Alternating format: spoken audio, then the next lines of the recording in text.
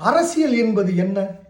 மக்களுக்கு சேவை செய்ய வந்த பாதையா, அல்லது குடும்பத்தையே எதிர்க்க கற்றுக் கொடுக்கும் வெறி அரசியலா?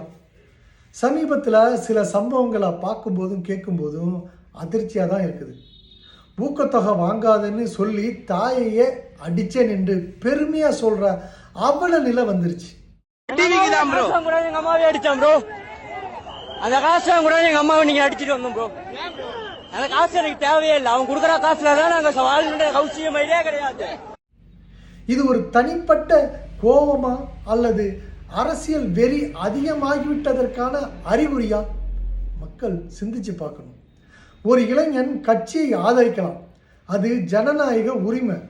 ஆனால் அந்த ஆதரவு குடும்ப பாசத்தை விட மேலே போயிட்டா அது ஆரோக்கியமான அரசியல் இல்லை.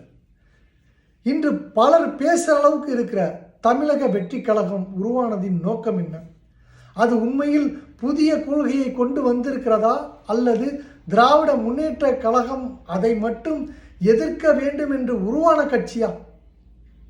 அதே நேரத்தில் தேசிய அளவில் ஒரு ஆட்சி செய்யக்கூடிய பாரதிய ஜனதா கட்சி அதே அளவுக்கு கேள்விகள் கேட்கப்படுதான்னா அது இல்லை.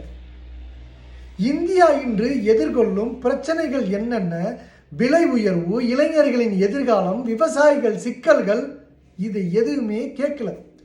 இந்த விஷயங்களில் எல்லாம் கட்சிகளிடமும் சமமாக கேள்வி கேட்க வேண்டாமா? ஒரு கட்சியை மட்டும் குறிவைத்து பேசினால் அது முழுமையான அரசியல் ஆகிவிடுமா? ஆகாது. அது பாதி அரசியல் தான். அது அரசியலே இல்லை என்று சொல்லலாம். ஒரு அரசியல் கட்சி வளர வேண்டும் என்றால் அதற்கு தெளிவான கொள்கை, திட்டம், மக்கள் நலன் நோக்கம் இருக்க வேண்டும். மற்றொரு கட்சியை மட்டும் திட்டுவது மட்டும் கொள்கை ஆகாது. மேலும் சொல்ல போனால் அரசியல் என்பது வெறி அல்ல, அது விவாதம், அது கருத்து வேறுபாடு. ஆனால் அது குடும்பத்தை உடைக்கும் அளவுக்கு போகக்கூடாது. இந்த அளவுக்கு நான் உணர்ச்சி வசப்பட்டு பேசுவதற்கு என்ன காரணம்?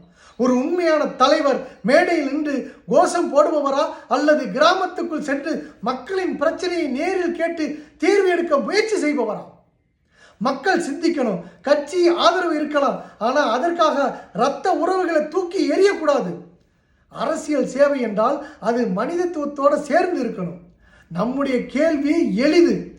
கொள்கை அடிப்படையிலான அரசியல் வேண்டுமா, அல்லது வெறி அடிப்படையிலான அரசியல் வேண்டுமா? சிந்தித்து முடிவு செய்ய வேண்டியது மக்கள் தான். இன்று மக்கள் எடுக்க போகும் முடிவு நாளை இந்த ஜனநாயகத்தை சரியான பாதையில் அழைத்து செல்லும் என்று கூறிக்கொண்டு இந்த உரையை நிறைவு செய்கிறேன். அது மட்டும் இல்லாமல் நீங்கள் நம்முடைய சேனலை சப்ஸ்கிரைப் பண்ணி பெல் ஐக்கானை கிளிக் பண்ணி வைங்க. இந்த மாதிரி அரசியல் நிகழ்வுகள், பல நிகழ்வுகளை அலசி ஆராய்ந்து உங்களிடம் பகிர்ந்து கொள்ள இருக்கிறேன். நன்றி.